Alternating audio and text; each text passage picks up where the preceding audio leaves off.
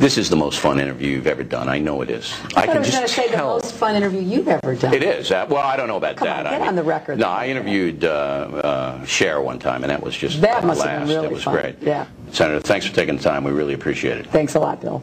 George Orwell's great novel Animal Farm, last sentence ends with the humans and the pigs, and the animals outside are looking in the window, and as they look from pig to human and human to pig, they can't tell the difference. They're starting to merge. In other words, they're all becoming pigs, essentially.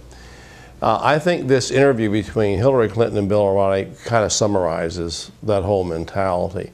It's basically the mentality of co-opting, compromise, and which is essentially really the political game and the media game that we're seeing happening at this particular point in time.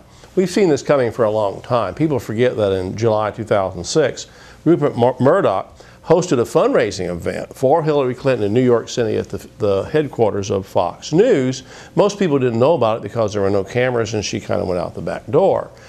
I think this latest thing with Bill O'Reilly really shows you where we're at. It's partially about ratings. Bill O'Reilly, his ratings shot up to about 4 million viewers per episode, which is about 1 million more than he usually gets. It's partly about that. But there are other things operating here in the background. The thing that we have to worry about, is there some other kind of agenda here? We don't know, obviously. But as I said, we saw this coming years ago. So at the end of the day, where does all this leave us? I think that what we really want to see in the media is some form of truth in the news. But as news, entertainment blurs, you really can't get at the truth. And I think we're also seeing sort of a class thing here. As O'Reilly admits in the interview, he's a millionaire. We have millionaires running the media. Do they really care about us? Do they really think about us? I would say most of the time they do not. I mean, I think it's all a big game. It's all very much for ratings. And at the end of the day, when the big shots that are the anchors for the programs, which are most of them are multimillionaires, go home, do they really think anything about what average Americans are going through?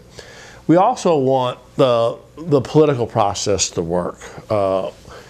We want the person who occupies the White House to be someone who really cares about us. Well, if you look at these three candidates that we have right now, the three left, Obama, Clinton, and McCain, they're all millionaires.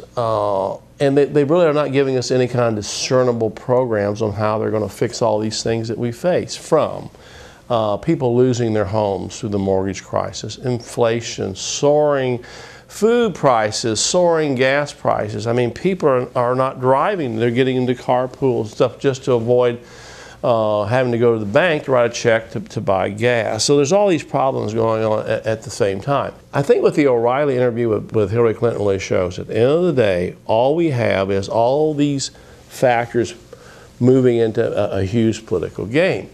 The other thing we have to remember is that all three of these candidates are members of Congress, the present Congress, which is one of the most corrupt in United States history. Many of these people are under investigation, criminal or otherwise, for wrongdoing. So we're not really getting the people that will really represent the average American. As I said, we're stuck in sort of a class warfare where we're all at the bottom. So obviously, what's the solution here?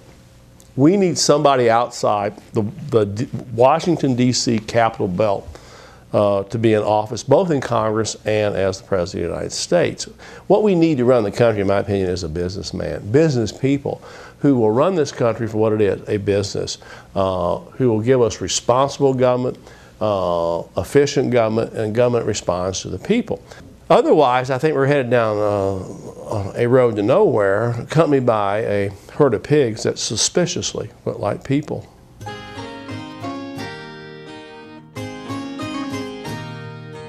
Have you seen the little piggies crawling in the dirt?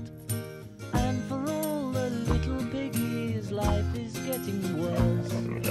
Always having dirt